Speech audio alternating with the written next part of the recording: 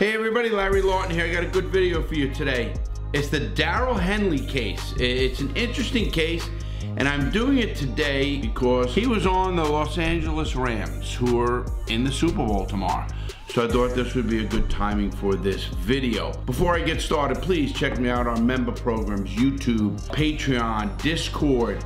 Check the book, Gangster Redemption. Check the merch out. Check all that kind of stuff. All right, let me give you the case.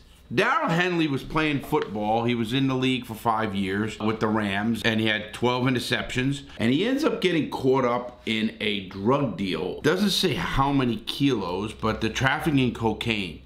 Now, at first he claimed that and this is what I believe to be the case too, he was the finance person. I don't know if he was the brains of the operation. You're playing with the Rams. Do you need the money? He claims that he was financing it for a friend. He wasn't getting any profit out of it. Do I believe it? I don't know. That's here nor there. His case is kind of like sketchy, and here's what I mean. It's kind of, it brought back memories to me because he was convicted in '95 and went to federal prison in '96. Same as me. He was actually in Yazoo, but he was in Yazoo Low. That's later in after, because he originally went to a maximum security prison. Listen to this. He was also convicted solicitation to kill the judge, the sentencing judge, his judge, trial court judge, the sentencing judge, and the cooperating witness. That was all sketchy. You know, they also brought up in a couple of things I read that he paid a guard to smuggle a cell phone into prison. Who gives a shit? I mean, is that some kind of intent that you're a bad guy? I doubt it. Now, what brings his case into this questionable fear is how he was set up for solicitation of murder of the judge and the witness. Darrell Henley is 54 years old right now. He won't be getting out of prison until he's 61 years old.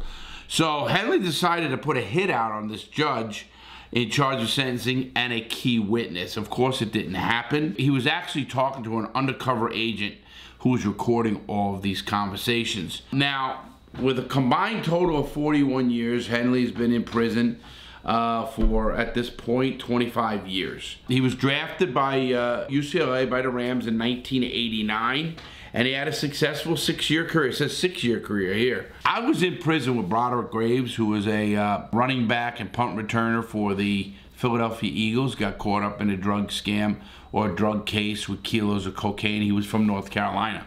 He got caught into gambling, so I understood that problem of addiction and stuff of that nature, and he ended up doing time. I did look Broderick Graves up. I think he's out of prison now, which I was glad to hear too. They charged Henry with being the leader of this group. Again, he denied receiving any financial gain, and he was just financing a friend. Now, is that true? I don't know. You know, the smuggling the phone to talk to your fiance and family, again, they bring it up multiple times. Big deal. You didn't see it much back when I was there, to be honest, because that was an escape charge.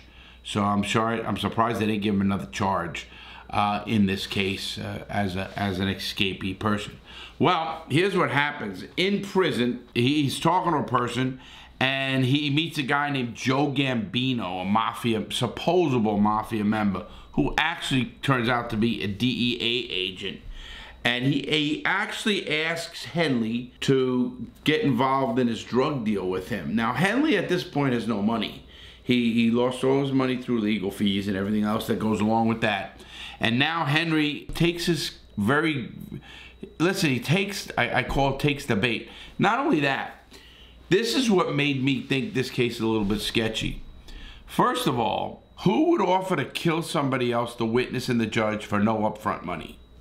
Who would do that for profits from a drug deal we're making? Why do you need Henry in this drug deal? So this guy, supposable Joey Gambino, a supposable mafia member, but he was a DEA agent, actually was set up Henley. Now, and people are going to say, well, he did it anyway. He's guilty anyway. Listen to me, when you're under stress like that in a prison, in a situation that, quite frankly, you don't know what to do, you're an original part of a sentence. Do you know, people often ask me, how long does it take you to get settled in prison before you're kind of comfortable in the situation? It takes years, literally years. Some people it takes 2 years just before they realize they're in prison, if that makes sense. And I mean, just nothing settles in you. When you're doing 41 years and you're at that point, you're what, 25 years old, and you're gonna do 41 years or whatever, whatever years old you are, and he's getting out at 61 years old, you gotta start saying to yourself, wow, this is my life, I'll never make it out. And I totally get that part of it. I mean, why would this Gambino offer him a steak and a heroin deal? And Henley accepted for consideration. Henley was desperate, and you know, I do believe he was desperate. He needed the money for his appeals and everything else that goes a long way, because you still have hopes of getting out at this point. He's got a new baby he had, like I did. That's why a lot of this case was similar. It hit me similarly. I was a little older than him and was in the game, truly in the game. He was not in the game. This guy was a professional football player, and he really wasn't in the game. But he had no money, so Gambino offered to murder the key witness, Donato. It's a lady, and the judge in Henley's case. Get it? No upfront money. The judge was Gary Taylor, and then take his fee from Henley's upcoming drug earnings. All of this makes no sense to me. Another part of this case doesn't make sense to me. It was a total racist jury. I don't know how they let this case go forward. Now listen to this. Talk about a tainted jury. The drug war really hurt him because the laws were set back in the 80s that if it's over a certain amount, it's a 10-year minimum mandatory. And that's exactly what happened. That all came from the war on drugs. In Henley's case, during Henley's trial, the jury contained a great deal of corruption. One jury being openly racist towards the defendant. A second jury admitted to using methamphetamine during the trial. That one doesn't make a big deal to me. Who knows what fucking people really do unless they found out. And a third jury, watch this, not only discussed the trial with the other two defendants, deviant jurors in their daily carpool. These three carpooled, and you're not allowed to do that, obviously. They admitted to that. He also showed up at Henley's residence a week before the verdict to bribe Henley with an innocent vote of $25,000. All bets are off at that point. This guy's carpooling with people and talking about this. Who knows what really happened in this case? I don't get how this case went forward.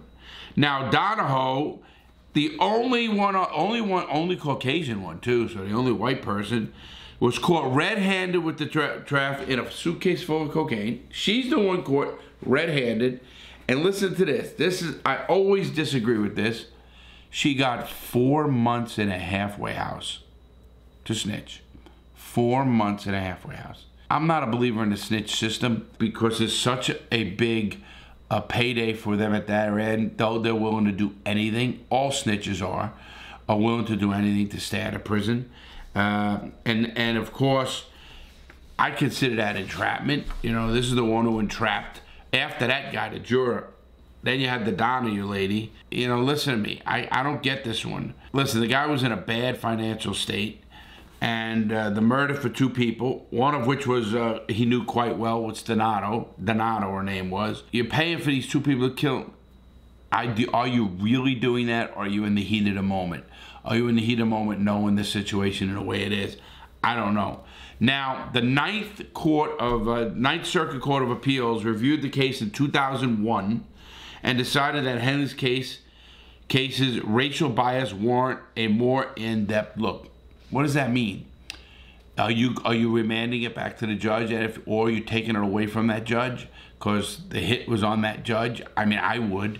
I don't see how they even move forward a little bit with this one of the same judge because supposedly there was a hit on this judge. Now you got to remember, what do you think this guy's thinking about in jail right now with the Los Angeles Rams going to the Super Bowl? I think it's crazy what he's thinking about. Since the Ninth Circuit Court of Appeals came back and said this case needed to, listen what they did.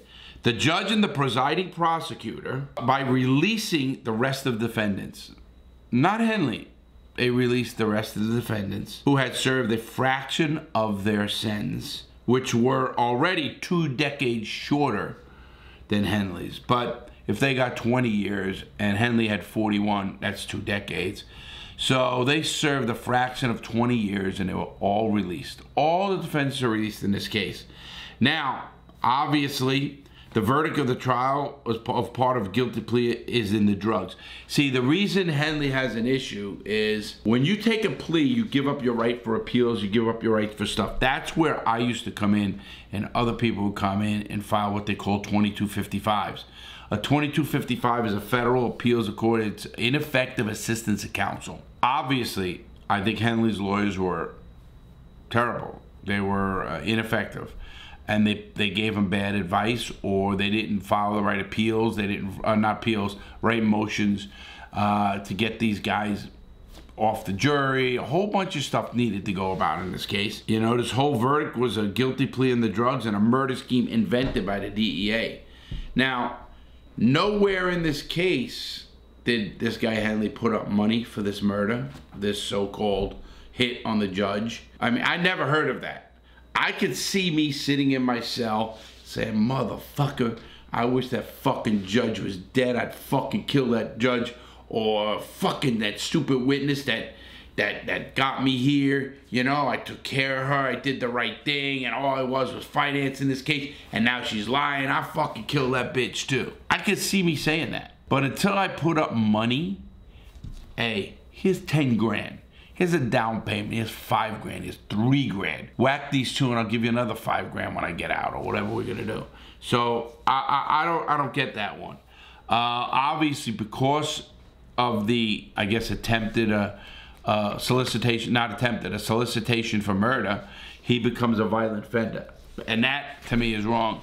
Because even, listen to this, he ends up going to a maximum security prison, but he ends up going to Yazoo City, where I was at, Mississippi, Yazoo, Mississippi, in the low. I was never in the low there. I was in a gang unit in the a medium. At the time, I'm one of the first busloads of people that went to Yazoo. It was brand new. Well, the low was built next to it. There was 2 prisons. So I am assuming that he went there way later in life, maybe 2008, 10, I don't know. Because you don't go down from a maximum security prison usually just to a low. I mean, it can happen, but that you don't see that often. That's number one. Now, what impresses me about Henley, obviously he's an educated man from UCLA with a degree, and he's helped people gain their GEDs in prison. You know, he got saved supposedly and converted into whatever religion he's in. You know, I see a lot of that. I don't know if it's just a coping method, which whatever it is good for him.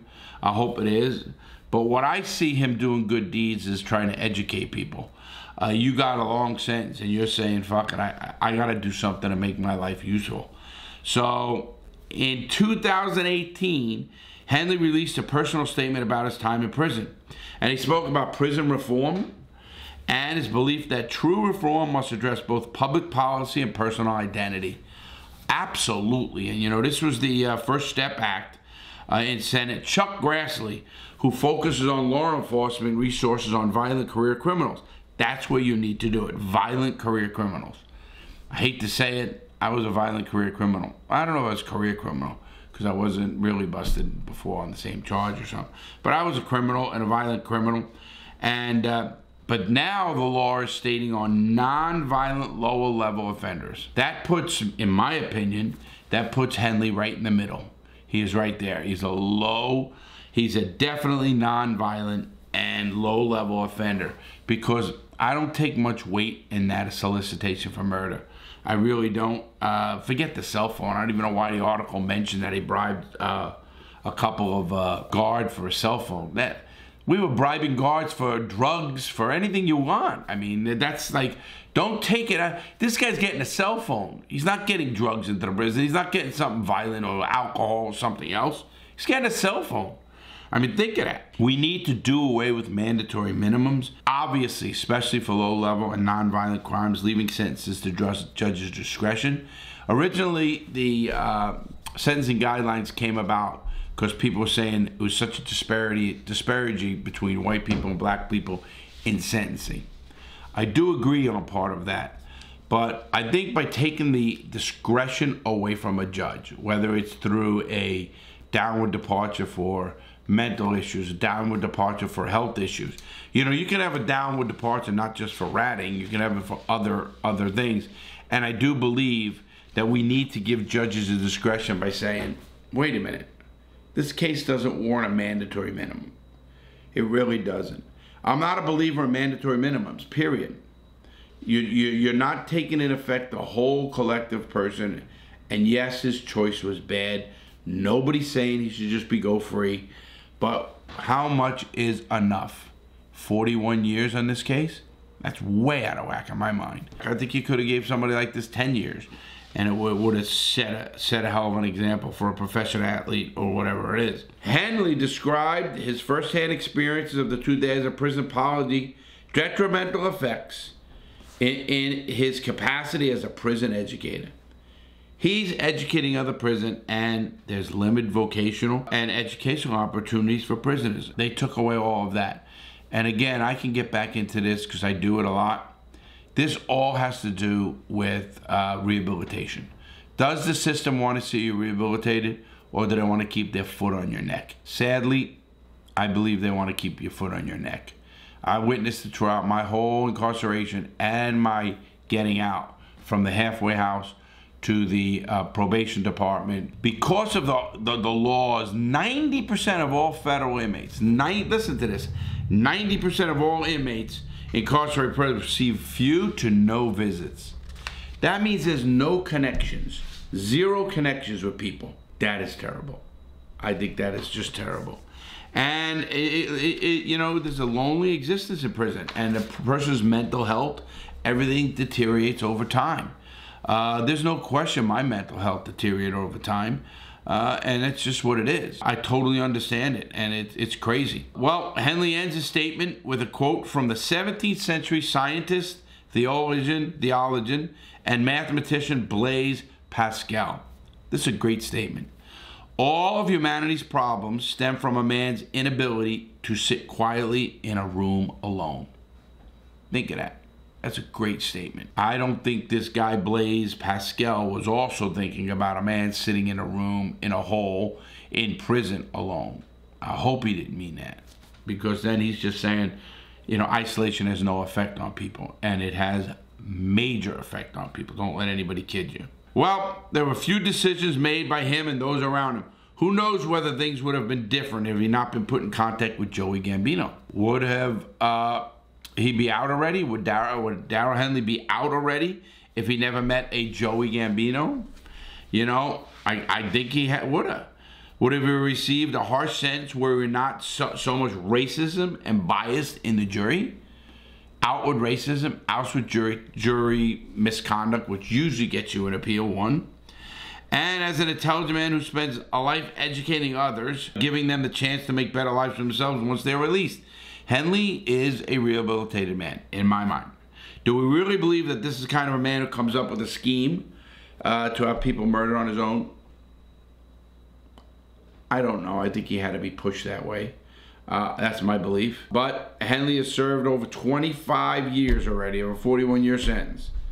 Isn't it time this man gets out? His release date is 2036. So he's got another 14 years. Is that crazy? And he's going to be 61 years old? I don't get it. That was his release date. Obviously, he's going to get halfway house. He's going to get a whole bunch of other stuff. So the Darrell Henley case does bring a lot to light. It does. We need reform. We need prison reform, and we need sentencing reform. We need criminal justice reform. But with that said, please, everybody, enjoy the Super Bowl. Have a great day. Think of the Rams. Think of how blessed you are to be where you are with your family and friends. Have a great day. Make good choices. And go Rams.